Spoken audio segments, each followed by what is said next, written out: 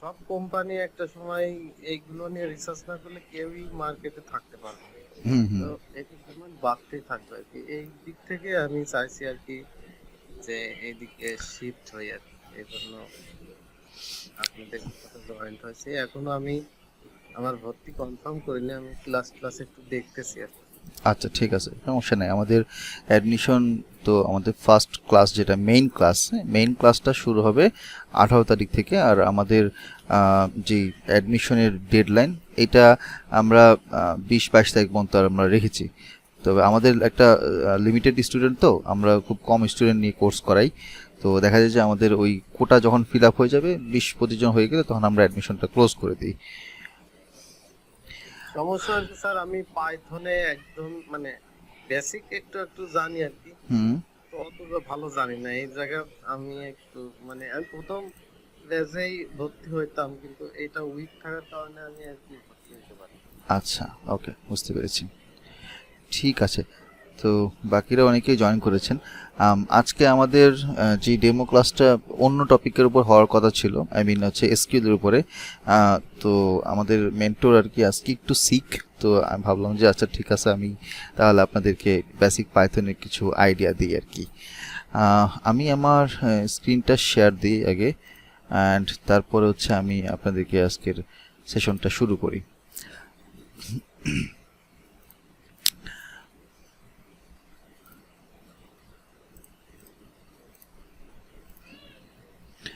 তো স্ক্রিনটাকে দেখতে পাচ্ছেন? জি, দেখতে পাচ্ছি। আচ্ছা। তো পাইথন প্রোগ্রামিং ল্যাঙ্গুয়েজ, এটা অন্যান্য যে কোনো ল্যাঙ্গুয়েজের মতোই এটা একটা ল্যাঙ্গুয়েজ। সো এই ল্যাঙ্গুয়েজটা এটা 1991 বা 2 দিকে এটা আসলে ফার্স্ট তৈরি করে। এটা গুইডো ভ্যান রুসাম নামে একজন কম্পিউটার সায়েন্টিস্ট বলতে পারেন। তো এই পাইথন প্রোগ্রামিং ল্যাঙ্গুয়েজটা এইটা মোটামুটি বেশ easy to learn, number one. Number two হচ্ছে যে এটার যে ফাংশন সিনটেক্স, এটা খুব বেশি কমপ্লেক্স না, ইজিলি অনেক সহজেই কোড লেখা যায়। যেমন ধরেন আমি যদি মনে করেন সি অথবা জাভার কথা বলি, হ্যাঁ, বা যদি পিএইচপির কথা বলি, তাহলে এই ধরনের প্রোগ্রামিং ল্যাঙ্গুয়েজে কোনো একটা প্রবলেম সলভ করতে গেলে বা একটা নির্দিষ্ট কোনো একটা প্রজেক্ট যদি আমি বলি, যদি 100 লাইনের কোড হয়, তাহলে সেক্ষেত্রে পাইথনটাতে আমরা যদি সেম প্রবলেমটা সলভ করতে যাই, এটা আপনার 40 থেকে 50, মানে অর্ধেকেই চলে আসে। অর্ধেকের কম লাইন অফ কোড আমরা লিখতে পারি। পাইথন খুবই হ্যান্ডি। পাইথনের সিনট্যাক্স ফাংশনগুলো খুবই কমন কিছু টার্মস থেকে আসছে। তো ওই নামগুলো শুনলে আসলে আমরা বুঝতে পারি যে এটা অ্যাকচুয়ালি কী কাজ করে। মানে ফাংশনের নামগুলো খুব বেশি কঠিন না। তো এই জন্য আর কি বোঝা যায় যে আসলে কোনটা দিয়ে আসলে কোন কাজ হচ্ছে। অন্যান্য প্রোগ্রামিং ল্যাঙ্গুয়েজে ধরেন আপনার ছোটোখাটো কমা বা সেমিকোলনের জন্য লাইন কাজ করে না, বাট পাইথনে আসলে এই ঝামেলাটা নাই। পাইথন খুবই স্ট্রেট ফরওয়ার্ড একটা ল্যাঙ্গুয়েজ। তো এই যে পাইথন ল্যাঙ্গুয়েজটা, এইটা মানে এই পাইথন ল্যাঙ্গুয়েজটা প্র্যাকটিস করার জন্য বা এটা লেখার জন্য আমাদের হচ্ছে একটা প্ল্যাটফর্ম দরকার হয়, বা এটার জন্য একটা নির্দিষ্ট একটা স্পেস দরকার হয় যেখানে আমরা পাইথনটাকে লিখবো, কোড লিখবো। এটাকে আমরা বলি হচ্ছে আইডিই বা ইন্টিগ্রেটেড ডেভেলপমেন্ট এনভায়রনমেন্ট। তো এই আইডিগুলো বিভিন্ন নামে আছে বা বিভিন্ন কোম্পানি এই আইডি তৈরি করেছে। আপনার এখানে হচ্ছে অ্যানাকোনা ডিস্ট্রিবিউশনের আন্ডারে ওদের যে আইডি, সেটার নাম হচ্ছে স্পাইডার। এছাড়া আপনার এখানের মধ্যে গুগলের জন্য আছে গুগল কোল্যাব। এছাড়া আপনার হচ্ছে পাইচার্ম বা আপনার জুপিটার নোটবুক। এরকম অনলাইন অফলাইনে আপনার বিভিন্ন ধরনের প্ল্যাটফর্ম আছে, আপনি যে কোনো প্ল্যাটফর্মে পাইথন প্র্যাকটিস করতে পারেন। তো আমাদের এইখানে কোর্সে আমরা মূলত স্পাইডারটাকে ফলো করি, কারণ স্পাইডারটা যেই ইন্টারফেস, এটা অনেকটাই খুব easy to understand, easy to learn, এবং একটা ইন্টারফেসের মধ্যে আমরা অনেক কিছু রাখতে পারি বা সহজে এটা আমরা ভিউ করতে পারি, দেখতে পারি। তো এই স্পাইডারটা আমরা যদি ইউজ করতে চাই, তাহলে আমাদের প্রথমে যেটা ইনস্টল করতে হয় সেটা হচ্ছে অ্যানাকন্ডা। সো এটা যেটা ইনস্টল করার প্রসেসটা খুবই ইজি। তো ফার্স্ট অফ অল আপনারা যেটা করবেন যে গুগলে গিয়ে অ্যানাকোন্ডা ডাউনলোড করবেন। তো এখন অ্যানাকোন্ডা এখানে সার্চ করে দেখবেন anaconda.com, এইটার যে ফার্স্ট লিঙ্কটা পাবেন অ্যানাকোন্ডা ডিস্ট্রিবিউশন, এইটা ওপেন করে আপনি এখান থেকে নিচে একটা লিঙ্ক থেকে আপনি সহজে এটা ডাউনলোড করতে পারবেন। তো এইটা আপনার এখানে ফ্রি ডাউনলোড করতে পারবেন এখান থেকে, অথবা আপনি এখানের মধ্যে আপনার ইমেল অ্যাড্রেস দিয়ে সাবমিট করলে আপনার ইমেল বরাবর একটা লিঙ্ক দেবে, সেই লিঙ্ক থেকে আপনি ডাউনলোড করতে পারবেন। তো খুবই ইজি আর কি। এখানে আপনার রিসোর্স বিভিন্ন ইনফরমেশনগুলো এখানে আছে, ডাউনলোড করার বিভিন্ন লিঙ্ক আছে, তো এখানে ক্লিক করলে আপনি সরাসরি ফ্রি ডাউনলোড করতে পারবেন। তো এটা যখন ডাউনলোড হয়ে যাবে আপনি এটা ইনস্টল করবেন। ইনস্টল করার পরে দেন আপনি যখন এটা ওপেন করবেন তখন এইটা অনেকটা এরকম দেখাবে, অ্যানাকোন্ডা নেভিগেটর। তো এখন অ্যানাকোন্ডা নেভিগেটর এটা ওপেন হচ্ছে আর কি। তো এটা হচ্ছে অ্যানাকোন্ডা ওদের প্ল্যাটফর্মের যেই রিসোর্স বা ক্লাউড রিসোর্স বলেন বা সফটওয়্যারগুলোর ইন্টারফেসগুলো এখান থেকে আসে, এখান থেকে ইনস্টল করার অপশন থাকে। তো অ্যানাকোন্ডাটা ওপেন করার পরে অ্যানাকোন্ডা নেভিগেটর নামে এটা ওপেন করার পরে আপনি দেখবেন যে এখানে অনেক ধরনের ওদের সফটওয়্যারগুলো আছে, টুলসগুলো আছে। সো এখানে আপনি জুপিটার নোটবুক আছে, জুপিটার ল্যাব আছে, কিউটি কনসোল, স্পাইডার আছে। নিচের যদি যাই তাহলে সেক্ষেত্রে আপনার ডেটা লোড বা AWS আছে এবং আর স্টুডিও আছে। সো আমরা এখানে যেটা করি যে স্পাইডারটাকে হচ্ছে আমরা ইনস্টল করি। তা আমার এখানে লঞ্চ লেখা আছে কারণ আমার এখানে অলরেডি ইনস্টলড। তো এখানে অনেকগুলোতে লঞ্চ লেখা আছে, যেগুলোতে লেখা আছে এগুলো আমার পিসিতে অলরেডি ইনস্টলড, এই জন্য আমার আলাদা ইনস্টল করতে হয় না। আপনি যখন প্রথমবার এটা ওপেন করবেন তখন দেখবেন যেখানে কোনোটাই লঞ্চ থাকবে না, সবগুলোতে এরকম গ্রিন কালার ইনস্টল বাটন থাকবে। তো এখানে ক্লিক করলে অটোমেটিক্যালি আপনার সি ড্রাইভে সিলেক্ট করে দিলে সেখানে সেভ হবে, ইনস্টল হবে। ইনস্টল হওয়ার পরে দেন আপনি এটা ক্লোজ করে দিবেন। ক্লোজ করে দিলে আপনি এখান থেকে করবেন কি যে SPY স্পাইডার, এখানে ক্লিক করলে আপনার স্পাইডারটা ওপেন হবে এবং স্পাইডারটা এটা হচ্ছে ইন্টারফেস। তো এই জায়গার মধ্যে আমরা মূলত আমাদের কোডগুলো লিখে, দেখেন এখানে কোড লেখা আছে। তো এই কোডগুলো আমরা লিখে তারপর রান করি, রান করার পরে সেটা নিচের এখানে একটা কনসোল আছে, এই কনসোলের এই জায়গাতে আউটকামটা আসে। আর এখানে যেই সকল ভেরিয়েবলগুলো নিয়ে আমরা কাজ করি সে সকল ভেরিয়েবলের ডান পাশে এখানে ভেরিয়েবল এক্সপ্লোরার এই জায়গায় জমা হয়। আর আমরা যখন কোনো একটা ভিজুয়ালাইজেশন করব তখন এটা নিচে এই জায়গায় প্লটের মধ্যে এসে জমা হয়। সো একটা ইন্টারফেসের মধ্যে আমরা সবগুলো দেখতে পাই একসাথে। এছাড়া উপরে আপনি দেখবেন যে এখানে ফাইল, ওপেন, সেভ অ্যাজ, এটা আমরা মাইক্রোসফট ওয়ার্ড, এক্সেল, পাওয়ার পয়েন্টে যেভাবে অপশনগুলো থাকে এখানে ঠিক সেমভাবে অপশন আছে, আনডু, রিডু, কাট, কপি, পেস্ট। হ্যাঁ, তো এছাড়া রান বাটন আছে, রান সেল আছে। তো রান বাটন ক্লিক করলে পুরো ফাইলটা একবারে রান হবে। রান সেল মানে হচ্ছে সেল আকারে ছোট ছোট পার্টে ভাগ করে আমরা আলাদাভাবে রান করে চেক করতে পারি। রান সেল অ্যাডভান্স, একটা সেল রান করে পরের সেলে সেটা যাবে। এভাবে কিছু অপশন আছে, এগুলো আপাতত এখন দরকার নাই। আর এই জায়গাতে আমরা দেখবেন যে এখানে অনেকগুলো ফাইল আছে, তো আমরা মাল্টিপল ফাইলস এখানের মধ্যে রাখতে পারি। তো এটা খুবই কমন একটা ইন্টারফেস, কাজ করতে ইজি আর কি। যারা নতুন বিগিনার তাদের জন্য আমি স্পাইডারটাকে প্রিফার করি। তারপর একটা সময় গিয়ে যখন আপনি মোটামুটি প্র্যাকটিস করলে আপনি একটা এক্সপার্ট হয়ে যাবেন বা আপনি বুঝতে পারবেন যে কীভাবে কোড করতে হবে বা কী করতে হবে কোনটার পর কোনটা, তখন আপনি গুগল কোল্যাব অথবা আপনি জুপিটার নোটবুকে শিফট হতে পারবেন। তো এটা হচ্ছে আমাদের এই অ্যানাকোন্ডা ইনস্টল করে সেখান থেকে স্পাইডারটা কীভাবে ইনস্টল করতে হয় সেটা আপনাকে দেখালাম। তো এই যে আমাদের যে পাইথন প্রোগ্রামিং ল্যাঙ্গুয়েজ, এই পাইথন প্রোগ্রামিং ল্যাঙ্গুয়েজটা দিয়ে আমরা মূলত কী ধরনের কাজ করি। তো পাইথন প্রোগ্রামিং ল্যাঙ্গুয়েজটা যখন তৈরি করা হয় এটা সায়েন্টিফিক অ্যানালাইসিস করার জন্য তৈরি করা হয়, অর্থাৎ বিভিন্ন ধরনের সায়েন্টিফিক রিসার্চ বেসড কাজগুলো করার জন্য তৈরি করা হয়। এরপর আস্তে আস্তে সেখানে আরও অ্যানালিটিক্যাল অনেক ধরনের টুলস, অনেক ধরনের লাইব্রেরিগুলো এখানে জমা হয়। তো লাইব্রেরি যেই টপিকটা, লাইব্রেরি সম্পর্কে যদি একটু ছোট্ট করে বলি যে লাইব্রেরিটা আসলে কি, আমরা যেমন কোনো একটা লাইব্রেরিতে, ধরেন ফিজিক্যালি কোনো একটা লাইব্রেরিতে গেলেন, বড় একটা লাইব্রেরি, আপনি দেখবেন যে ওই লাইব্রেরিতে এরকম লম্বা লম্বা কলাম আছে, মানে উঁচু আকারে এরকম কলাম আছে, কলামে এখানের মধ্যে বিভিন্ন তাকে বইগুলো সাজানো আছে। তো এই কলামে দেখা যাবে যে এখানে সার্টেন কিছু টাইপের বই আছে, ধরেন হিস্টোরিক্যাল বই আছে, এখানে মনে করেন আপনার একাডেমিক কিছু বই আছে, অথবা এখানে মনে করেন আপনার বলতে গেলে যে পোয়েট্রি, সাহিত্য টাইপের বই আছে। তো এরকম কিন্তু আলাদা এরকম বড় বড় কলাম বা দেয়ালের মতন উঁচু উঁচু এরকম তাক বা শেলফ থাকে। ঠিক তেমনিভাবে আমাদের এখানে যে পাইথনের লাইব্রেরি আছে সেই লাইব্রেরিটা বিভিন্ন কাজের জন্য বিভিন্ন ধরনের লাইব্রেরি তৈরি করা হয়েছে। তো যদি আমি এটাকে বিভিন্ন ধরনের আপনার অ্যানালিটিক্যাল কাজ করার জন্য করতে চাই তাহলে সেক্ষেত্রে এক ধরনের লাইব্রেরি আছে। আমি যদি ডেটাগুলোকে অ্যানালাইসিস করে ভিজুয়ালাইজ করতে চাই তাহলে সেক্ষেত্রে আরেক ধরনের লাইব্রেরি আছে। আমি যদি ডেটাবেস নিয়ে কাজ করতে চাই তাহলে সেক্ষেত্রে আরেকটা লাইব্রেরি আছে। আমি যদি মেশিন লার্নিং নিয়ে কাজ করতে চাই তাহলে মেশিন লার্নিংয়ের লাইব্রেরি আছে। এরকম যে কাজের জন্য দরকার সব ধরনের জন্য আলাদা লাইব্রেরি তৈরি করা আছে। তো অ্যারাউন্ড মোটামুটি প্রায় 20,000-এর উপর লাইব্রেরি আছে এই পাইথন প্রোগ্রামিং ল্যাঙ্গুয়েজে, কিন্তু সব লাইব্রেরি তো আমাদের দরকার নেই। যেমন ধরেন অ্যাস্ট্রোনমিক্যাল অ্যানালাইসিসের জন্য একটা লাইব্রেরি আছে, তো এটা কি আমার দরকার না। বা ধরেন আপনার হচ্ছে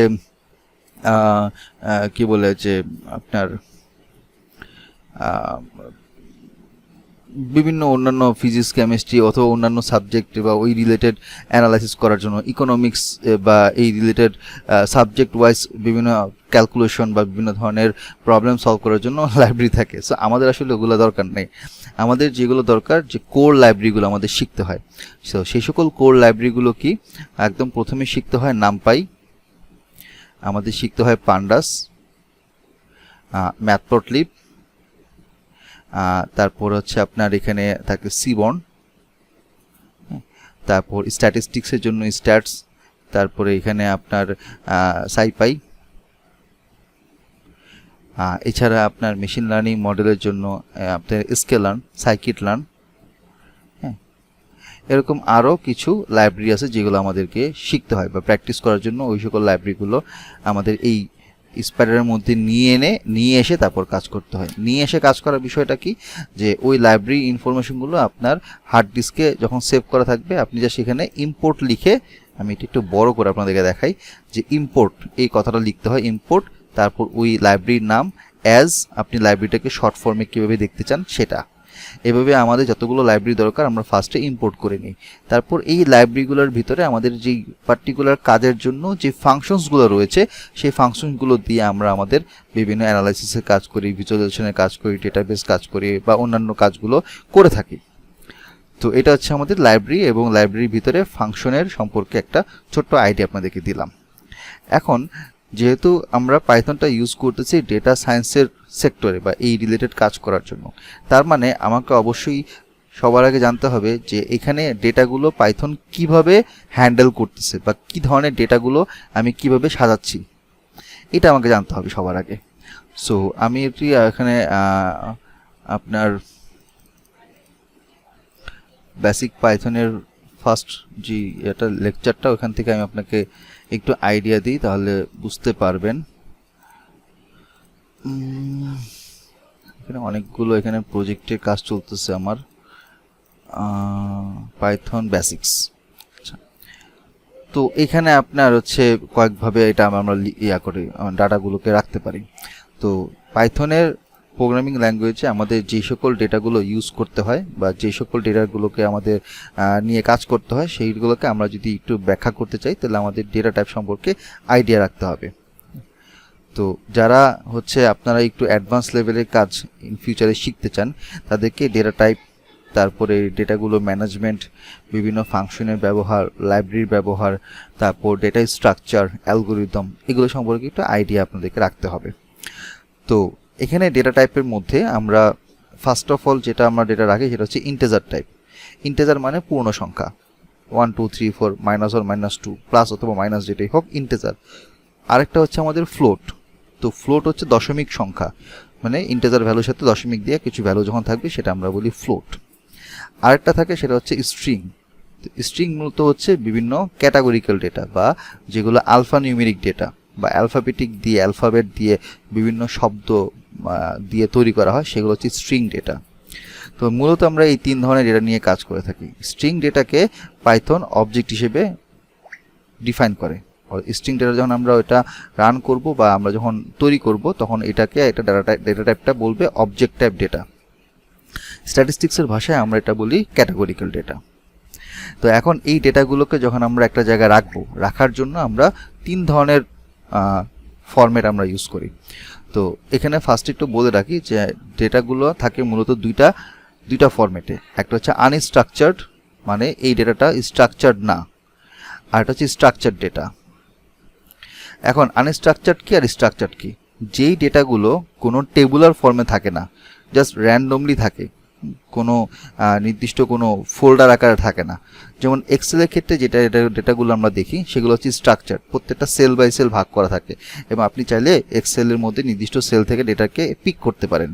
তো ওটা হচ্ছে স্ট্রাকচার ডেটা। আনস্ট্রাকচার হচ্ছে যে এটা টেবুলার ফরম্যাট থাকবে না, নন টেবুলার ফরম্যাট, এবং এখানে কোনো অ্যারে আকারে থাকবে না, ডেটাগুলো জাস্ট র্যান্ডমলি কমা কমা কমা দিয়ে সাজানো থাকবে, যেটা কোনো টেবুলার ফরম্যাট বা রো বা কলাম থাকবে না।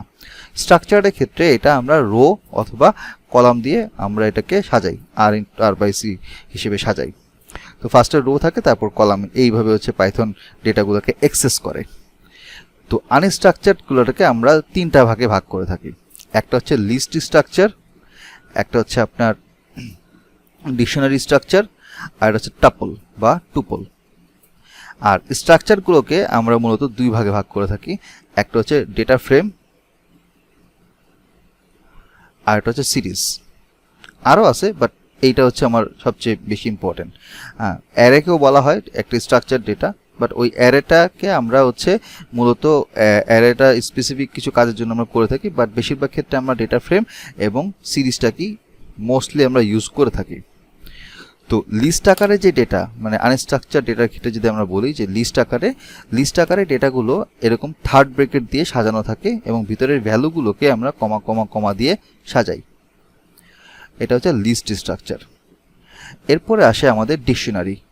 এখন ডিকশনারির যে স্ট্রাকচার, এটা হচ্ছে অনেকটা আমরা যেই নর্মাল ভাষায় যে সকল আমাদের ডিকশনারিগুলো থাকে, যে শব্দের অর্থ, তাই না, এরকম ডিকশনারি থাকে। তো এখানেও ডিকশনারিটা ঠিক সেম কনসেপ্টে ইউজ করা হয়। এটাকে শর্ট ফর্মে ডিক্ট বলা হয় এবং এটা সেকেন্ড ব্র্যাকেট দিয়ে শুরু হয়, সেকেন্ড ব্র্যাকেট দিয়ে শেষ হয়। এখানে দুইটা পার্ট থাকে, দুইটা পার্টকে আমরা কোলন দিয়ে সেপারেট করি। বাম পাশের যে পার্ট সেটাকে আমরা বলি হচ্ছে কি, ডান পাশের পার্টটাকে আমরা বলি হচ্ছে ভ্যালু। যেমন ধরেন আমি যদি বলি সাপোজ সিটি হচ্ছে একটা কি, তাহলে এটার ভ্যালু যদি আমি বলি ঢাকা, রাজশাহী, চিটাগাং, সিলেট, তাহলে এইটাকে যখন সাজাবো আমরা এটা একটা ডিকশনারি ফরম্যাটে সাজাতে পারি। বা ধরেন আমি যদি বললাম যে সাপোজ কোর্স, ঠিক আছে, তাহলে এখন আমাদের কি কি কোর্স আছে, আমি বললাম যে আমাদের বিএ এর কোর্স আছে, আমাদের ডেটা সায়েন্স মেশিন লার্নিং এর কোর্স আছে, আমাদের এখানের মধ্যে আপনার পাইথনের কোর্স আছে, শর্ট কোর্স আছে, এরকম 5-6টা কোর্স। তার মানে কোর্স হচ্ছে এখানে একটা কি আকারে কাজ করতেছে, তার আন্ডারে ভ্যালুগুলো হচ্ছে এইগুলো। বা আমি যদি এটাকে আরেকভাবে যদি বলি যে সাপোজ একটা ডেটা আমি নিলাম, সেই ডেটা হচ্ছে বয়সের ডেটা দেওয়া আছে এইজ, তাহলে এইজ হচ্ছে কি, তার আন্ডারে ভ্যালুগুলো হচ্ছে সেই বয়সের ভ্যালু, কারো 30, 32, 35 বছর বয়সের ভ্যালুগুলো দিলাম। তো যখন আমরা ডেটা ফ্রেমে কনভার্ট করি, তখন এই ডিকশনারিটাকে যখন আমরা ডেটা ফ্রেমে কনভার্ট করতে যাই, তখন এই কিগুলোকে আমরা তখন আমাদের কলামের নেম বা নাম, কলামের টাইটেল বা লেবেল বা নাম আকারে সাজাই, আর ভ্যালুগুলোকে আমরা এই কলামের নিচে এইভাবে ভ্যালুগুলোকে পরপর সাজাই। তো এটা যখন আমরা ডিকশনারিটাকে আনস্ট্রাকচার্ড ফরম্যাট থেকে স্ট্রাকচার্ড ফরম্যাটে নিয়ে আসবো, তখন কিগুলো এই কলামের নাম হিসেবে থাকবে আর ভ্যালুগুলো কলামের মধ্যে এসে জমা হবে। তো এই দুইটা গেল। আরেকটা হচ্ছে আমাদের টপল। তো টপল বা টুপল যেটা আমরা বলি কেন উচ্চারণ দিক থেকে, এইটা হচ্ছে আপনার ফার্স্ট ব্র্যাকেট দিয়ে সাজানো থাকে। তো এইটা আর লিস্টের মধ্যে খুব একটা পার্থক্য নেই, জাস্ট মেইন পার্থক্য হচ্ছে যে টপলটা হচ্ছে আপনার ইমিউটেবল। এখন ইমিউটেবল কথাটা মানে কি, যে ইমিউটেবল মানে হচ্ছে যে এটাকে সহজে আমি চেঞ্জ করতে পারি না, বা এটার ভিতরের ভ্যালুগুলোকে ডিরেক্টলি আমরা সরাসরি চেঞ্জ করতে পারি না, আমাদের ঘুরায় প্যাচে একটু চেঞ্জ করতে হয়। আর লিস্টের ক্ষেত্রে ডেটাগুলো হচ্ছে আপনার মিউটেবল, তার মানে হচ্ছে লিস্টের যে কোনো ভ্যালু যে কোনো মুহূর্তে যে কোনো জায়গা থেকে আমি এডিট, অ্যাড, সাবস্ট্রাক্ট, রিমুভ অনেক কিছু আমি করতে পারি। তো এই তিনটা জিনিস হচ্ছে আমাদের আনস্ট্রাকচার্ড ফরম্যাটের ক্ষেত্রে ইউজ করি। এরপর আসে স্ট্রাকচার্ড ফরম্যাট। স্ট্রাকচার্ড ফরম্যাটের মধ্যে যেই ডেটা থাকে সেই ডেটাটা দুইটা ভাগে ভাগ করা থাকে, একটা হচ্ছে সিরিজ আর হচ্ছে ডেটা ফ্রেম। আচ্ছা, তো সিরিজটা কি? সিরিজটা হচ্ছে যেখানে আমার একটা মাত্র কলাম থাকবে এবং ওই কলামে একটা লেভেল থাকবে, হ্যাঁ, আর এটার কিছু ইন্ডেক্স থাকবে, ইন্ডেক্স ভ্যালু, মানে 1 2 3 4 5 6 ইন্ডেক্স থাকবে, তার এগেনস্টে ভ্যালু থাকবে। তো সিরিজটা হচ্ছে আমাদের একটা সিঙ্গেল ফিচার বা একটা কলাম নিয়ে যখন আমরা সাজাবো তখন আমরা এটাকে বলি সিরিজ ডেটা। বা এটাকে সিঙ্গুলার ফরম্যাটে বলতে পারি। তাহলে ডেটা ফ্রেমটা কি? ডেটা ফ্রেম হচ্ছে প্লুরাল ফরম্যাট। তার মানে এখানে মাল্টিপল যখন কলামগুলো নিয়ে আমি কাজ করব, তখন মাল্টিপল কলামগুলোকে সাজানোর ক্ষেত্রে আমরা ডেটা ফ্রেম আকারে সাজাই। তখন এখানে এক একটা কলাম এক একটা ক্যারেক্টারিস্টিক্সকে ডিফাইন করে একটা ডেটা সেটের।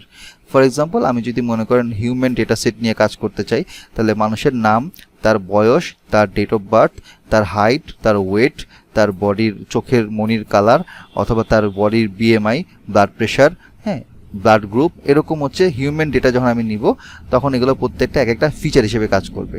তা আমরা এটা আমাদের পাইথনের ভাষায় বা ডেটা সায়েন্সের ভাষায় আমরা এটাকে বলি ফিচার। ওকে, তো এই হচ্ছে আমাদের ডেটাগুলোর মেইন যেই টাইপ এবং ডেটাগুলো কিভাবে সাজাবো সেই সম্পর্কে আমি আপনাদেরকে একটা বেসিক আইডিয়া দিলাম। আপনারা কি আমার কথাগুলো বুঝতে পারছেন? বুঝতে কারো সমস্যা হচ্ছে?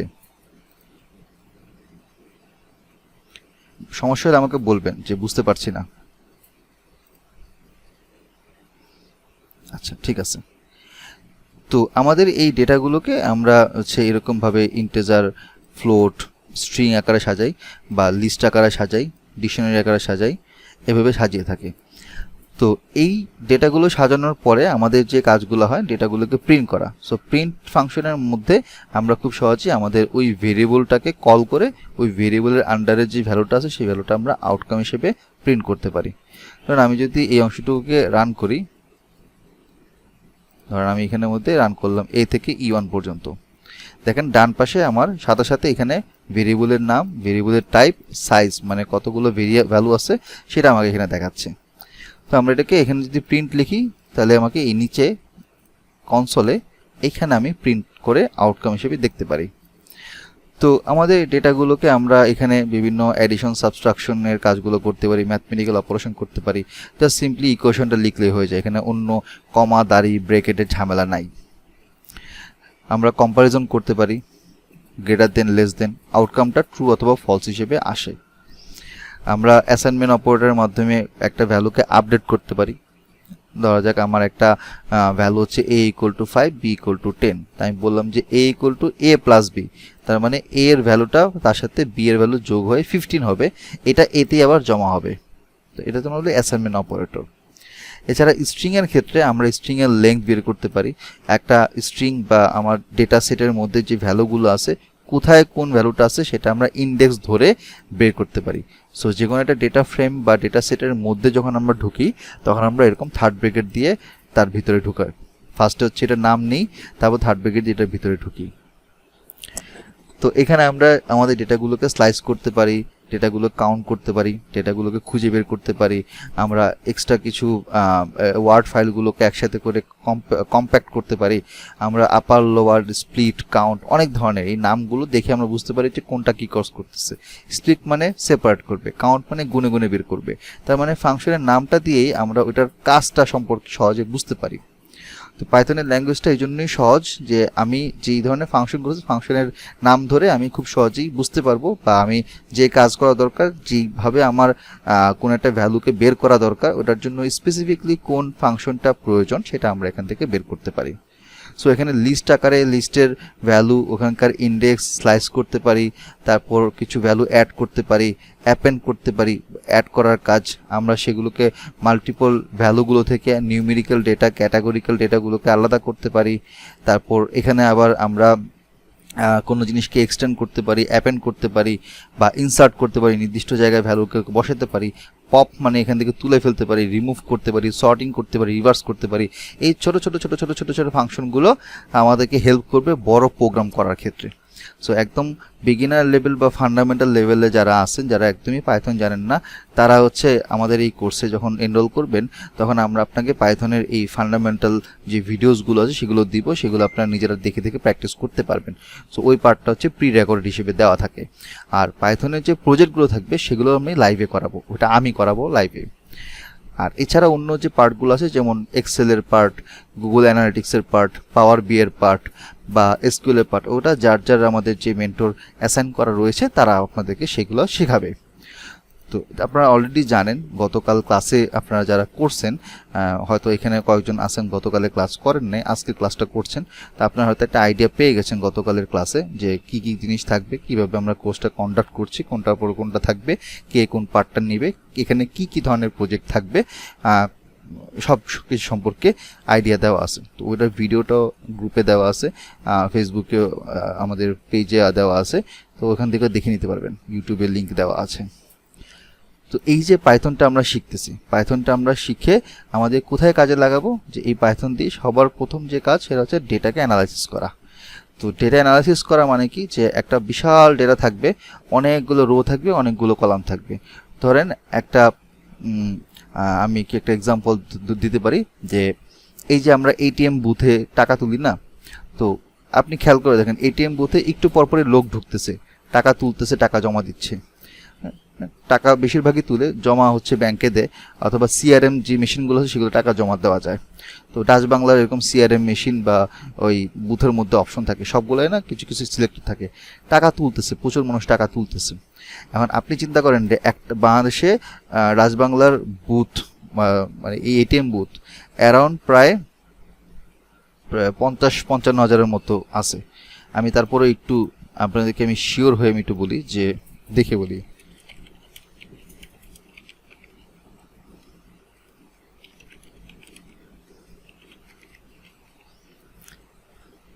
আচ্ছা, বেশি বেশি বলে ফেলছি। সব মিলে হচ্ছে বাংলাদেশে আপনার 4930টা আছে। এখন ধরেন 4930 প্রত্যেক দিন, আমি যদি বলি যে 4930টায় অন অ্যান অ্যাভারেজ প্রত্যেক দিন 100 জন মানুষ ট্রানজ্যাকশন করে। 100 জন যদি কম করে ধরি, 100 জন মানুষ ট্রানজ্যাকশন করে, তার মানে আপনার প্রত্যেকটা দিন 4,93,000 রো তৈরি হচ্ছে, জেনারেট হচ্ছে। এই রোটা কিসের, এই ডেটা কিসের? এই ডেটা হচ্ছে যে কোন লোকেশন থেকে এটিএম এর কোন লোকেশন বা কত নাম্বার ব্রাঞ্চ থেকে এটার মার্কিং করা থাকে, টাকাটা তুলতেছে।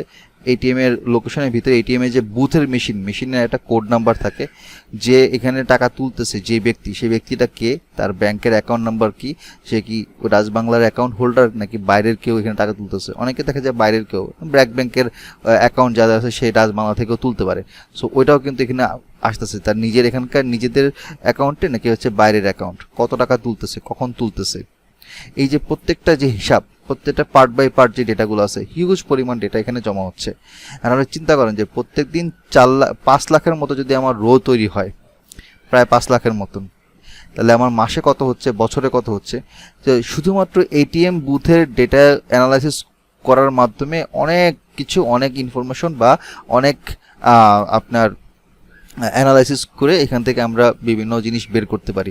যেমন কোন এলাকায় কখন কোন মানুষজন কোন সময় টাকা তুলতেছে বা কি পরিমাণ অ্যামাউন্ট তুলতেছে। এখন কোনো জায়গায় হয়তো গ্রাম বা মফস্বল, ওইখানে টাকা হয়তো কম রাখলেও চলবে। ঢাকা শহর বা আশেপাশে জায়গাতে মানুষ বেশি টাকা তুলতেছে, ওখানে একটু বেশি রাখতে হবে।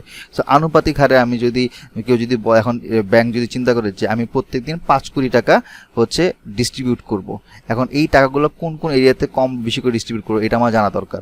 এখন যেই জায়গাতে ইউজার নাই সেখানে আমি তো মানে 50 লক্ষ টাকা আমি বুথের মধ্যে ফালা রাখবো না। আরেক জায়গায় দেখা যাবে যে ওখানে রাশ অনেক বেশি, কিন্তু টাকা শেষ হয়ে যাচ্ছে। এইটা আমি বের করতে চাচ্ছি। তাহলে আমি কি করবো, আমি অ্যানালাইসিস করে দেখবো যে টপ মোটামুটি কোন 10টা বা 20টা এরিয়া আছে, বা আমি ধরলাম যে টপ 500 আমি ব্রাঞ্চ লোকেট করলাম, যে লোকেশনগুলো থেকে আমি বুঝতে পারবো যেখান থেকে বেশি পরিমাণ টাকা জেনারেট হচ্ছে, তো ওই জায়গাতে আমি টাকা বেশি রাখবো। আবার সিকিউরিটির ক্ষেত্রে, যে কোন জায়গাতে ট্রানজাকশন বেশি হচ্ছে বা মানুষজন বেশি গ্যাদারিং হচ্ছে, মানুষজন নিচ্ছে, ওখানে সিকিউরিটি হয়তো আমি একটু জোরদার করবো। আর এক জায়গায় সিকিউরিটি হয়তো কম রাখলাম, কারণ ওখানে টাকাই খুব বেশি নাই, মানুষজন কম নিচ্ছে।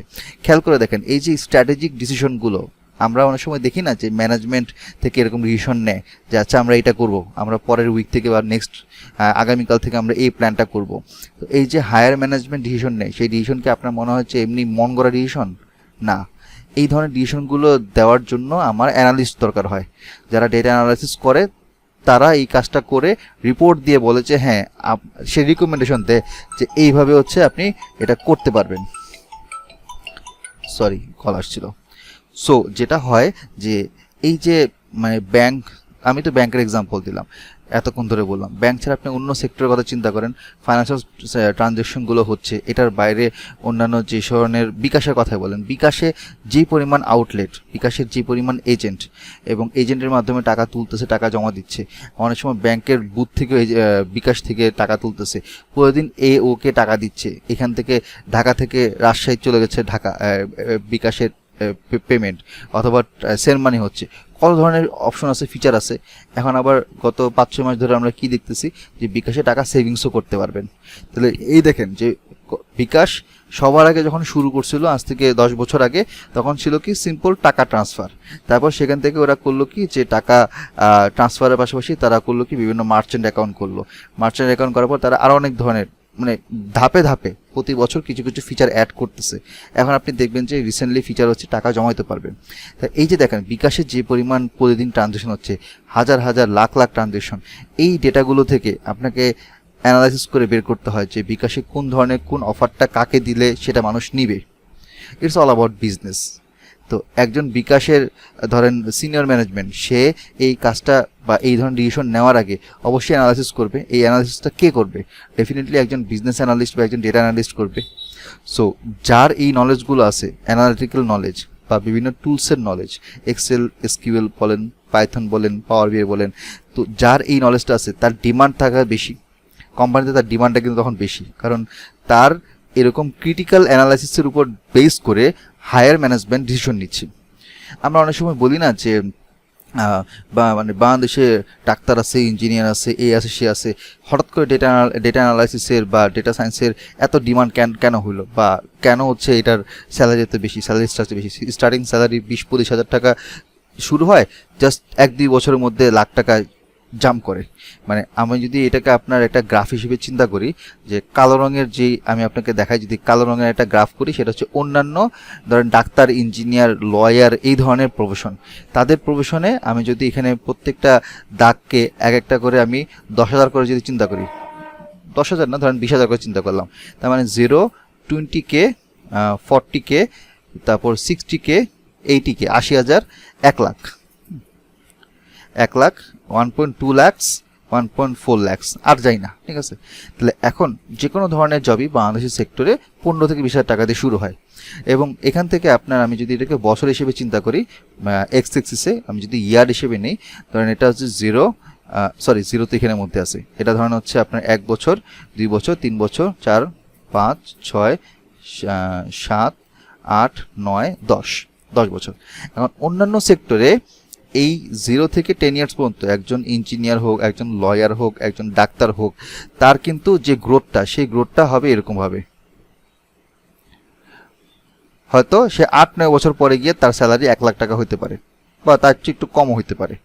অন দ্য আদার হ্যান্ড, আমি যদি এটাকে একটা একজন সায়েন্টিস্ট বা ডেটা অ্যানালিস্টের কথা যদি বলি, তার 20,000 থেকে যদি শুরু হয়, তার উইদিন 3 থেকে 4 ইয়ার্সের মধ্যে তার স্যালারি হয়ে যাবে এরকম লাখের কাছাকাছি। তাহলে আপনি পার্থক্যটা দেখেন, গ্রোথ রেঞ্জটা দেখেন, কেন এটাকে ডিমান্ডেবল সাবজেক্ট বলা হয়, কেন এই স্কিলটাকে এত ডিমান্ড দেওয়া হচ্ছে। বিকজ একটা জিনিসই, কারণ একটা কোম্পানিতে আপনার ফাইন্যান্স ডিপার্টমেন্ট থাকবে, ম্যানেজমেন্টের বিভিন্ন ডিপার্টমেন্ট থাকে, অ্যাকাউন্টিংয়ের ডিপার্টমেন্ট থাকে, প্রোডাকশনের ডিপার্টমেন্ট থাকে, মার্কেটিংয়ের ডিপার্টমেন্ট থাকে, বাট এরা কেউই ওইভাবে প্রপারলি ডেটা অ্যানালিসিস করে আপনার রিপোর্টিং করে একটা ডিসিশন নিতে পারে না। কে পারে? একজন ডেটা অ্যানালিস্ট। সো ডেটা অ্যানালাইসিসের যে ডিপার্টমেন্ট, ওই ডিপার্টমেন্ট হচ্ছে হাইলি ভ্যালুয়েবল একটা কোম্পানির জন্য, এবং ওইখানে যারা কাজ করে ওরা হাইলি ইফেক্টিভ, কারণ তাদের এক ডিসিশনে আপনার 10-20-100 কোটি টাকার বিজনেস হইতে পারে, আবার লসও হইতে পারে, রিস্কি। তার মানে হচ্ছে এই যে আপনি যখন এখানের মধ্যে এরকম একটা রিস্কি জায়গাতে যাবেন, তখন আপনার যেই এক্সপার্টিস লেভেল ওরকম বেশি হইতে হবে, নাম্বার 1। নাম্বার 2 হচ্ছে যে আপনাকে এই রিস্কগুলো হ্যান্ডেল করার জন্য আপনাকে ওরকমভাবে স্ট্র্যাটেজি নিয়ে আগাতে হবে, এবং এটার জন্য অ্যানালাইসিস করার জন্য মাল্টিপল টুলসের ব্যবহার জানতে হবে। কেউ যদি বলে যে আমি শুধুমাত্র এক্সেল জানি, আমি অ্যানালিস্ট হয়ে যাব, বা আমি এটা নিয়ে কাজ করব, না, বিষয়টা আসলে এরকম না। আগে একটা সময় ছিল, আজ থেকে 8-10 বছর আগের কথা যদি বলি, তখন আপনার হয়তো কি শুধুমাত্র এক্সেল বা পাওয়ার পয়েন্ট জানতো, চাকরি হয়ে যেত। কিন্তু এখন কিন্তু প্রতিনিয়ত জিনিসগুলো টাফ হচ্ছে, কঠিন হচ্ছে। আজ থেকে 10 বছর আগে যারা আপনার কি যে স্কিলগুলোকে ডিমান্ডেবল ধরা হইতো, এখন সেগুলোকে বলা হয় বাচ্চাদের স্কিল, এগুলো তো বাচ্চারা পারে, এগুলো তো ক্লাস 6, 7, 8 স্কুল লেভেলে হচ্ছে এগুলো শেখায়। তার মানে কি যে 10 বছর আগে আমি যদি বলি যে 1995, 2005, 2015, হ্যাঁ, ধরেন আপনার 2025, আচ্ছা এখানে না, আমি এখানে দেখাই আপনাকে। ধরেন আমি যদি বলি 1995, 2005, 2015, 10 করে গ্যাপ নিলাম, এখন আমরা 2025-এ আছি।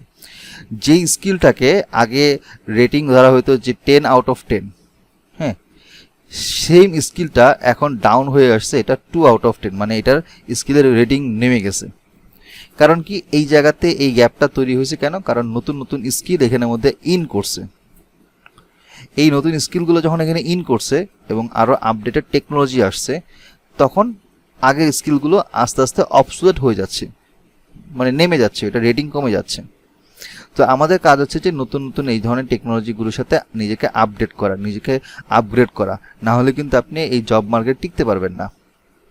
এটা যে কোনো সেক্টরই হোক না কেন। আগে শুধুমাত্র একটা সময় চিন্তা করা হয়তো কম্পিউটার সায়েন্স বা আইটি সেক্টরই হয়তো এই কাজগুলো হয় বা এই টুলসগুলো দরকার হয়, বাট না, এখন আপনার নর্মাল একটা আপনার সোশ্যাল স্টাডিজের কোনো একটা এনজিও টাইপের কোম্পানি, তাদেরও হচ্ছে এই ধরনের অ্যানালিস্ট প্রয়োজন হয়। একটা ম্যানুফ্যাকচারিং প্লান্ট, ওদেরও প্রয়োজন হয়।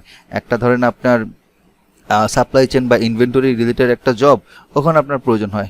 কারণ আপনার কোম্পানিগুলো বুঝতেছে আস্তে আস্তে যে আমাকে নতুন নতুন টুলসের সাথে আস্তে আস্তে কীভাবে নিজেকে আপগ্রেড করতে হবে।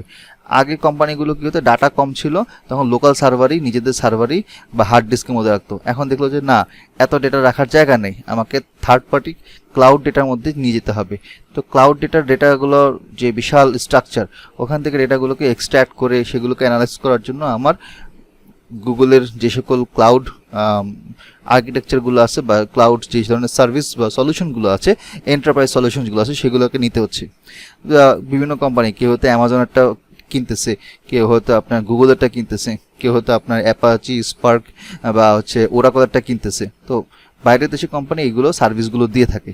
তো ওই সার্ভিস অনুযায়ী কোম্পানিগুলো কি করে যে ওই সকল এগুলো সফটওয়্যারগুলো বা ওই ধরনের সলিউশনগুলো কেনার পরে পুরো যখন সেট আপ হয়ে যায়, online set up, cloud set up হয়ে যায়, তখন ওইখানের মধ্যে বিভিন্ন অ্যাক্সেস লেভেল দিয়ে বিভিন্ন পার্সনকে বুঝাই দেয় তুমি এই পর্যন্ত অ্যাক্সেস করতে পারবা, তো তোমার দায়িত্ব হচ্ছে এতটুকু।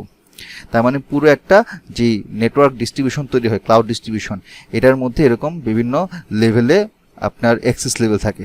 তো অ্যাক্সেস লেভেলে হয়তো টপ ম্যানেজমেন্ট হয়তো টপ অ্যাক্সেস লেভেল করতে পারে, তার নিচে হয়তো একটু লোয়ার লেভেলে এক্সিকিউটিভ লেভেলের, এখানে হয়তো নর্মাল অফিসার লেভেলের, এরকম ভাগ করা থাকে।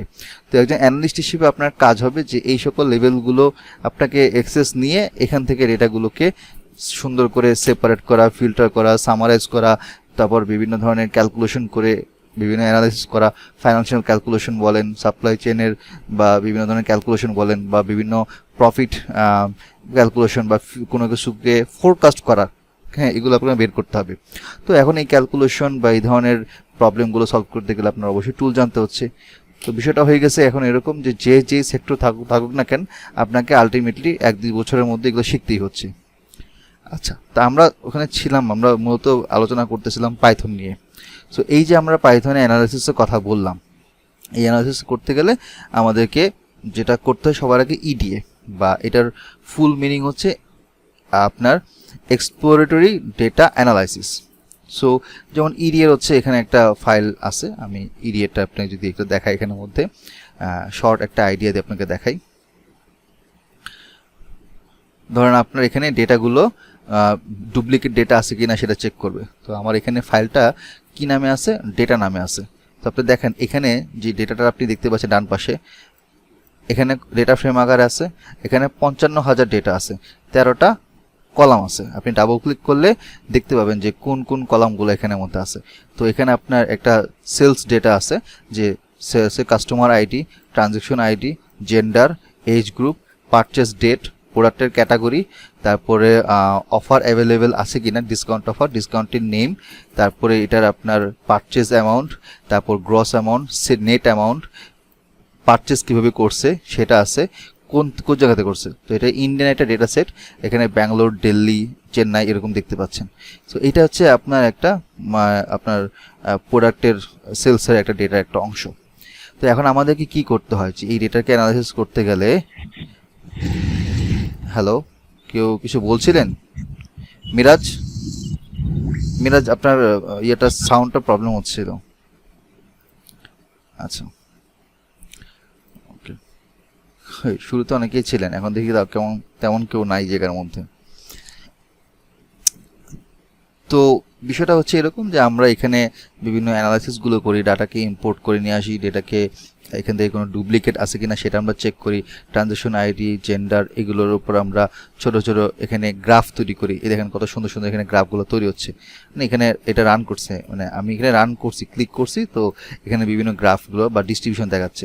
এই ডিস্ট্রিবিউশন থেকে আমাদেরকে বিভিন্ন অ্যানালাইসিসগুলো বের করতে হয়। আমি যদি এখানে এই গ্রাফ প্রত্যেকটা, যেমন গ্রস অ্যামাউন্টের জন্য, ডিসকাউন্টের জন্য, এগুলো সিঙ্গেল প্রত্যেকটা কলামের ইন্ডিভিজুয়াল গ্রাফ, যেটাকে আমরা বলি হচ্ছে ইউনিভেরিয়েট অ্যানালাইসিস। তারপর আমাদের আসে বাইভেরিয়েট অ্যানালাইসিস। বাইভেরিয়েট মানে হচ্ছে দুইটা ভেরিয়েবল থাকবে, একটা এক্সে থাকবে, একটা ওয়াইতে থাকবে। সো ধরেন জেন্ডার ভার্সেস প্রোডাক্ট ক্যাটাগরি, আমি এটাকে রান করি, দেখেন এখানের মধ্যে বিভিন্ন গ্রাফ তৈরি হয়েছে। তো আমাদের কাজ হচ্ছে কি এই গ্রাফগুলোকে অ্যানালাইসিস করা এবং এখান থেকে আমাদের বিভিন্ন মানে স্ট্র্যাটেজি তৈরি করা, বিভিন্ন প্ল্যান করা যে আমার নেক্সট সেলসটা আসলে কেমন হবে, আমি কাদেরকে টার্গেট করব। মার্কেটিংয়ের ক্ষেত্রে আমার এখানে ডিসিশন নিতে হেল্প হবে এই ডেটাগুলো থেকে অ্যানালাইসিস করে। তো মার্কেটিং বলেন, অথবা আমি যদি আমার সাপ্লাই চেনের কথা যদি বলি, বা আমার সেলসের যে স্ট্রেংথ কীরকম, সেলস কেমন হচ্ছে, কম হচ্ছে, বেশি হচ্ছে, হ্যাঁ, এগুলোর আপনার হিস্টোরিক্যাল ডেটাগুলো যদি আমরা নেই, তাহলে কিন্তু আমরা অনেক ধরনের এখান থেকে ইনসাইট বের করতে পারি। তা আমাদের কাজ হচ্ছে যে ফার্স্টে ইডিএ করে, মানে এক্সপ্লোর ডেটা অ্যানালাইসিস করে এগুলোকে খুঁজে খুঁজে বের করে নিয়ে আসা, এবং এই সামারির উপর বেস করে আমাদের পরবর্তী কাজ হয় বিভিন্ন স্ট্যাটিস্টিক্যাল অ্যানালাইসিস করা, বিভিন্ন হাইপোথিসিস টেস্ট করা, এবং এখান থেকে হচ্ছে বিভিন্ন পপুলেশন এবং স্যাম্পল ডেটা থেকে চেক করে বিভিন্ন হাইপোথিসিস প্রুফ করে আমাদেরকে দেখা যে আসলে কতটুক পর্যন্ত আসলে আমরা একটা প্রফিট মার্জিন তৈরি করতে পারবো, অথবা এটা কয়দিন লাগতে পারে যে এত পরিমাণ প্রফিট আসতে, অথবা আমার নেক্সট 3 মাসের সেলসটা আসলে কীরকম হতে পারে ফোরকাস্ট করা। দেন এখান থেকে আমার বিভিন্ন স্ট্যাটিস্টিক্যাল মডেলগুলো থেকে আসে পরবর্তীতে machine learning model. Machine learning model থেকে আমরা প্রেডিকশনগুলো আমরা তখন বের করি যে হ্যাঁ, গত 3 মাসে আমার এরকম সেলস হচ্ছে, এইটার উপর বেস করে নেক্সট 2 মাসের সেলস কীরকম হতে পারে। তো আমাদের মেশিন লার্নিংয়ের যে পার্টটা, সেটা আমরা এখানের মধ্যেই, যেহেতু অত সময় আমরা নাই, মানে সময় বলতে হচ্ছে যে আমাদের বিএ অ্যানালিস্টের যেই মানে কোর্স কারিকুলাম বা যে আপনার যে রিকোয়ারমেন্ট, সেই রিকোয়ারমেন্টটা আসলে মেশিন লার্নিংটা সরাসরি এখানে আমাদের কানেক্টেড না, বাট কেউ যদি আলাদাভাবে শিখতে চায় দ্যাটস বেটার। তো আমরা আর কি, আমি এখানে প্রজেক্ট অনুযায়ী এই জিনিসগুলো দেখাই। যেমন এখানে আমাদের হচ্ছে মাল্টিভেরিয়েট অ্যানালাইসিস, অনেকগুলো ভেরিয়েবল, 3-4টা ভেরিয়েবল একটা গ্রাফের মধ্যে কীভাবে আনতে হয়, এবং কীভাবে আমি এটাকে এই গ্রাফটা দেখে কীভাবে বুঝবো, মানে ইন্টারপ্রেট করব, দ্যাটস দ্য ইম্পর্টেন্ট থিং। না আপনি জাস্ট কোড লিখলেন, কপি পেস্ট করলেন একটা জায়গা থেকে নিয়ে এসে আপনি এরকম গ্রাফ করলেন, বাট কাউকে জিজ্ঞেস করে যে ভাই এই গ্রাফটা দিয়ে আপনি কী বুঝতেছেন, বা এর মানেটা কী, এই ভ্যালুগুলো কী মিন করতেছে, আপনি যদি বলতেই না পারেন তাহলে কিসের অ্যানালিস্ট আপনি? তার মানে এই জিনিসগুলো বলতে পারাটাও একটা অ্যাবিলিটি, এগুলোকে বোঝাটা একটা অ্যাবিলিটি, এবং এটার জন্য কিছু থিওরিটিক্যাল পড়াশোনা প্রয়োজন। থিওরিটিক্যাল পার্টের কয়েকটা ক্লাস থাকে, 4-5টা ক্লাস, ওইটা আমি স্ট্যাটিস্টিক্সের থিওরি পার্টটা ওখানের মধ্যে বুঝাই। রিগ্রেশনটা আসলে কীভাবে কাজ করে, রিগ্রেশনের বেসিক ইয়াগুলো কি, ফান্ডামেন্টাল টপিকগুলো কি, বা এটার সাথে আর কী কী জিনিস রিলেটেড, প্যারামিটারগুলো কি, সেগুলো আমি ওই পাইথন দিয়ে স্ট্যাটিস্টিক্সের পোর্শনটা কভার করি। আর পাইথনের বিগিনার লেভেলের যে অংশটুকু আছে সেটা প্রি রেকর্ডেড দেওয়া হয়, এটা আপনারা যখন এনরোল করবেন যারা কোর্সে, ওইটা আমরা হচ্ছে গুগল ক্লাসরুমে অ্যাক্সেস দিয়ে ওখানেও দিয়ে দিব। তো আজকে রাতেই আমরা হয়তো গুগল অ্যাক্সেস দিয়ে দিব। 6 জন এনরোল করছেন, তো আমরা তাদেরকে আজকে ইমেল করে দিব, আর বাকি হয়তো আশা করতেছি যে 18 তারিখের মধ্যে মোটামুটি 12-14 জন হয়ে যাবে। তো আমরা দেখা যাবে যে 20-22 তারিখ যতক্ষণ পর্যন্ত আমাদের ফুলফিল না হচ্ছে, 25 জনের একটা টার্গেটে আমরা চেষ্টা করি যে এই স্টুডেন্ট নিয়ে আমরা কোর্সটা শুরু করি। তো এইগুলো হচ্ছে আমাদের ইডিএর কাজ। তারপরে বিভিন্ন ধরনের ফোরকাস্টিং মডেল, যেমন এটা হচ্ছে একটা আপনার ডিমান্ড ফোরকাস্টিং মডেল। তো এই মডেলটা থেকে আমরা বিভিন্ন ধরনের ফোরকাস্ট করি। তো এগুলো এখন আপনাদেরকে বললে হয়তো অত সময় নেই, বা হচ্ছে এগুলো যে বিভিন্ন ফাংশনগুলো, ফর লুপগুলো, ইফেলস, এটা কীভাবে কাজ করে সেটার জন্য আপনার ওই বেসিক ফান্ডামেন্টাল জায়গা থেকে একটু শিখে আসতে হবে। ওটা শিখে ফেললে তখন আপনার জন্য এই জিনিসটা বোঝা সুবিধা। যেমন আমরা স্টেটস মডেলগুলো ইউজ করি, টিএসএ মানে হচ্ছে টাইম সিরিজ অ্যানালাইসিসের এখানে ইউজ করা হয়েছে। তো এটা depending on situation, depending on problem, আমরা যখন যেটা দরকার সেইভাবে আমরা আমাদের লাইব্রেরি এবং ফাংশনগুলোকে এখানে নিয়ে আসি। হ্যাঁ, তো ইনভেন্টরি অপটিমাইজেশনের কাজগুলো এখানে মধ্যে আছে। এখানে আপনার যে জেড টেবিল বের করে, জেড স্কোর বের করে, বিভিন্ন হাইপোথিসিস টেস্ট করে তারপর প্রিন্ট আউট করে আমরা দেখি, বা এটা গ্রাফ বা চার্ট প্লট করে আমরা বের করে থাকি। তো এটা হচ্ছে মোটামুটি মানে পাইথনের একটা ইনিশিয়াল আইডিয়া আপনাদেরকে দিলাম যে আমরা কি কাজগুলো করি। তো পাইথনের বেসিকের অংশে আমাদের যে জিনিসগুলো শেখা উচিত, বা আপনি যদি বলেন যে আমি আসলে পাইথন শিখতে চাই, আমাকে একটু হেল্প করেন বা গাইড করেন, আমি আপনাকে প্রথমে বলবো যে আপনি লিস্ট, ডিকশনারি, টুপল কিভাবে কাজ করে, হ্যাঁ, এখান থেকে কি কি ধরনের মেথডগুলো আছে, ফাংশনগুলো আছে, সেগুলো একটু শিখবেন। নেস্টেড ডিকশনারি কিভাবে কাজ করে সেটা শিখবেন। তারপর শিখবেন if else statement, if else statement কিভাবে কাজ করে সেটা শিখবেন। এরপর শিখবেন ফর লুপ। তো ফর লুপের কাজটা শেখার পরে তারপরে আপনার যে কাজ হবে সেটা হচ্ছে যে এই বিভিন্ন ছোট ছোট প্রবলেমগুলো সলভ করা। তো এই প্রবলেমগুলোর জন্য আপনি অনলাইনে সার্চ করতে পারেন, অনলাইনে দেখতে পারেন। যেমন আমি আপনাকে হচ্ছে আমি কয়েকটা ফলো করি বা আমি হচ্ছে বলি যে মানে দেখার জন্য। যেমন একটা হচ্ছে আপনার kodi.tech। তো এটা হচ্ছে আপনি কোড প্র্যাকটিস করার জন্য খুব ভালো একটা প্ল্যাটফর্ম। তো এটা হচ্ছে আপনি এখান থেকে শুরুতে জাস্ট কন্টিনিউ করে যাবেন আর কি। আপনার একটা ধরুন একটা অ্যাকাউন্ট যদি থাকে, আপনি এখানে দেখবেন যে কি শিখতে চাচ্ছেন, আপনাকে অনেকগুলো অপশন দিবে, Python, HTML, Java, C plus plus, JavaScript. তো ধরুন আপনি এখানে পাইথন দিলে কন্টিনিউ করলেন। তারপর আপনি যে এখানে just for fun, boost my career, হ্যাঁ, এইভাবে আপনি কয়েকটা অপশন চুজ করে দেখতে পারেন। ধরুন আপনি বলেন যে এখানের মধ্যে challenge my brain, then complete beginner, বা কোন লেভেলে আপনি আছেন সেটা আপনি চুজ করলেন, কন্টিনিউ করলেন। আপনি ধরেন প্রতিদিন কতটুকু সময় আপনি দিলেন। তো দিয়ে কন্টিনিউ করলে তখন আপনি এখানে একটা লগ ইন করবেন। আপনি জিমেল দিয়ে বা ফেসবুক দিয়ে আপনি লগ ইন করতে পারেন। ধরেন আমি এখানের মধ্যে জিমেল দিয়ে হচ্ছে লগ ইন করে আপনাকে দেখাই। তো ধরেন আমি আমার অ্যাকাউন্ট দিয়ে হচ্ছে ঢুকলে এখানের মধ্যে এই যে এখানের মধ্যে ছোট্ট এটা জাস্ট একটু মানে ফান টাইপের একটা ইন্টারফেস দেখতে পাচ্ছেন, মানে বাচ্চাদের খেলার মতন। আপনি এখানে স্টার্টে ক্লিক করলে আপনি দেখবেন যে এখানের মধ্যে আপনার এই ইনিশিয়াল কিছু এখানের মধ্যে চ্যালেঞ্জ আসবে। হ্যাঁ, যে আপনি এখানে চ্যালেঞ্জটা দিবে যে আপনি এই জিনিসটা রান করেন। যেমন ধরুন বলছে ফার্স্ট পাইথন কোড রান করা, so print hello Python run করলে আপনি দেখবেন যে এই যে কারেক্ট। হ্যাঁ, এরপর পরেরটা এইভাবে হচ্ছে মানে বাচ্চাদের মতন সুন্দর সুন্দর স্টেপে আপনি শিখতে পারবেন, অনেক কিছু এখানের মধ্যে শিখতে পারবেন। তো এইগুলা প্র্যাকটিস তখন করতে পারবেন যখন আপনি নিজে হচ্ছে একটু শিখবেন, তারপর আপনি প্র্যাকটিসে আসবেন। তো এগুলো শেখার জন্য ইউটিউব চ্যানেল আছে, অনেক অ্যাভেলেবেল আছে, ওখান থেকে দেখতে পারেন। করি শেফারের ভিডিও দেখতে পারেন, কৃষ নায়কের ভিডিও দেখতে পারেন। এগুলো কিছু নাম করা কিছু ভিডিও আছে, চ্যানেল আছে। আর এছাড়া আমাদের যে ভিডিওগুলো আছে সেগুলো আমি তো ওগুলো খুব সুন্দর করে বাংলা এক্সপ্লেন করে দিয়েছি, ওগুলো যখন আপনি এনরোল করবেন তখন এগুলো পেয়ে যাবেন।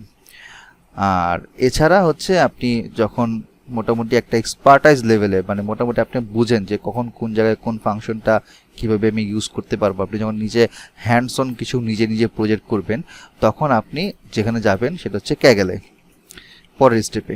এখন ক্যাগেলে গিয়ে আপনি যেটা করবেন যে ওরা হচ্ছে এখানের মধ্যে ক্যাগেলে অনেকগুলো ডেটা সেট আছে, কোড আছে, বিভিন্ন ডিসকাশন আছে, কম্পিটিশন আছে। আপনি হচ্ছে সার্চ করে দেখবেন যে কি ধরনের প্রজেক্ট আছে, সেই প্রজেক্টগুলো আপনি ওগুলো গো থ্রু করবেন, বা দরকার হলে ওই প্রজেক্টের ফাইলগুলো ফাইল প্লাস কোডগুলো নিয়ে আপনি আপনার এখানে এনে আপনি রেখে দেখবেন যে ওরা কীভাবে কাজটা করছে। বা আপনি প্র্যাকটিস করতে গেলে বুঝবেন যে এখান থেকে যদি ধরেন 5টা প্র্যাকটিস করেন ইডি এর উপরে, মানে এক্সপ্লোরেটেড অ্যানালাইসিস উপরে, আপনি বুঝবেন যে 5টার মধ্যে আসলে ওরা কী কাজ করছে, কমন কোন কাজটা করছে, ফার্স্টে কোন কাজটা করছে, মাঝে কোন কাজটা করছে, লাস্টে কোন কাজটা করছে। সো আপনি একটা আইডিয়া পেয়ে যাবেন যে হ্যাঁ, একটা ইডিএর প্রজেক্ট করতে গেলে এই স্টেপগুলো নিতে হয়। আপনাকে এখান থেকে কোড কপি করতে বলতেছি না, এখান থেকে আমি করতে বলছি না। আপনি কোডটা দেখবেন, দেখে নিজে প্র্যাকটিস করবেন, তখন আপনার নিজের ইনটিউশন বাড়বে, মানে নিজের মধ্যে একটা কনফিডেন্স বাড়বে এবং ওই একটা সিক্স সেন্স কাজ করবে যে আচ্ছা এই ধরনের প্রজেক্টের জন্য আচ্ছা আমি তো এরকম করছিলাম, তো ওই প্রজেক্টে বা ওই ধরনের কাজের জন্য যে কোড বা যার স্টেপটা সেটা আমি এখানের মধ্যে ইউজ করতে পারি। তাতে হবে কি আপনি নতুন প্রজেক্ট তৈরি করার একটা মোটিভেশন পাবেন এবং এই ক্যাগেল আপনাকে হেল্প করবে। তো আমি আপনাকে দুইটা সোর্সও বলে দিছি। তো এগুলো হচ্ছে যখন ওভার দ্য টাইম ক্লাসগুলো হয় তখন আমি এটা কিভাবে ইউজ করতে হয় বা আপনি কিভাবে এটা এখান থেকে নিয়ে প্র্যাকটিস করবেন ওগুলো মোটামুটি আপনি একটা আইডিয়া পেয়ে যাবেন। তো এই হচ্ছে মোটামুটি একটা বেসিক আইডিয়া, এটা আমি মানে ইনিশিয়ালভাবে একটা আইডিয়া দিলাম। আর আগামীকাল হচ্ছে আপনার এসকিউএল এর একটা ক্লাস হবে, না সরি এসকিউএল এর ক্লাসটা আজকে হওয়ার কথা ছিল। আগামীকাল আপনার পাওয়ার বি এর উপর একটা ক্লাস হবে, মোটামুটি শেষের দিকে ক্লাস, বাট ওইটা আপনার প্রজেক্ট আকারে থাকবে। কালকে একটা প্রজেক্ট থাকবে, ওইটা আমাদের রানিং ব্যাচের একটা project. So you can join, আপনার আমরা লিঙ্ক দিয়ে দিব, আপনি জয়েন করে দেখতে পারবেন। যদিও আগামীকালের ক্লাসটা হয়তো ওইভাবে আমরা রেকর্ড দিব না সবাইকে, বাট এটা শিওর দিয়ে বলা যাচ্ছে না, দিতে পারে ম্যানেজমেন্ট থেকে আর কি। আমাদের অনেক ভিডিও আছে ইউটিউবে চ্যানেলের মধ্যে, ভুরি ভুরি ভিডিও। আমরা যা করাচ্ছি এগুলোরই সিমিলার অনেক ভিডিও আছে। তো গতকাল আমি আপনাদেরকে দেখাইছি যে ওই ভিডিওগুলো যদি আপনি প্র্যাকটিস করেন তাহলে আপনি অনেক কিছু শিখতে পারবেন। আচ্ছা, আমি একটু এখানে দেখতেছি যে রিপন সাহা, আপনি গতকালে কি আমার ক্লাসে ছিলেন? রিপন সাহা, আচ্ছা, সাখাওয়াত তো আপনি জয়েন করছেন অলরেডি, তো মোটামুটি অনেকেই চলে গেছে, আজকে আর তেমন কিছু দেখাবো না। আমাদের মেইন ক্লাসটা 8 থেকে শুরু হবে, তো প্রথম 2-3টা ক্লাস ফ্রি থাকবে, ওই ক্লাসগুলো আপনারা অ্যাটেন্ড করবেন, দেখবেন। এনরোলমেন্ট 20-22 তারিখ পর্যন্ত চলবে, তারপর স্টুডেন্ট ফিল আপ হয়ে গেলে আমরা ক্লোজ করে দেব। যদি আপনাদের কোনো কোশ্চেন থাকে আমাকে করতে পারেন।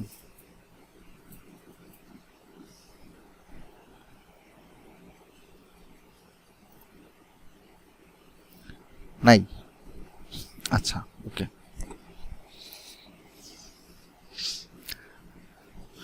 দিন, আপনি তো গতকাল ছিলেন, আপনি তো মোটামুটি সব ওভারঅল আইডিয়াটা আপনি মানে পেয়েছেন আমাদের কোর্স সম্পর্কে বা আমাদের মডিউল সম্পর্কে বা আমাদের যে প্রসেসটা সম্পর্কে। আপনার নতুন যদি কোনো কোশ্চেন থেকে থাকে আমাকে করতে পারেন, আর যদি না থাকে তাহলে আমরা এখানে আপাতত স্টপ করতে পারি। আমাদের নেক্সট আগামীকালের যে পরবর্তী ডেমো ক্লাস সেটা আপনারা জানতে পারবেন, টাইম সেম 9:30 PM, জাস্ট লিঙ্কটা হচ্ছে কালকে সন্ধ্যার পরে আর কি দেওয়া হবে।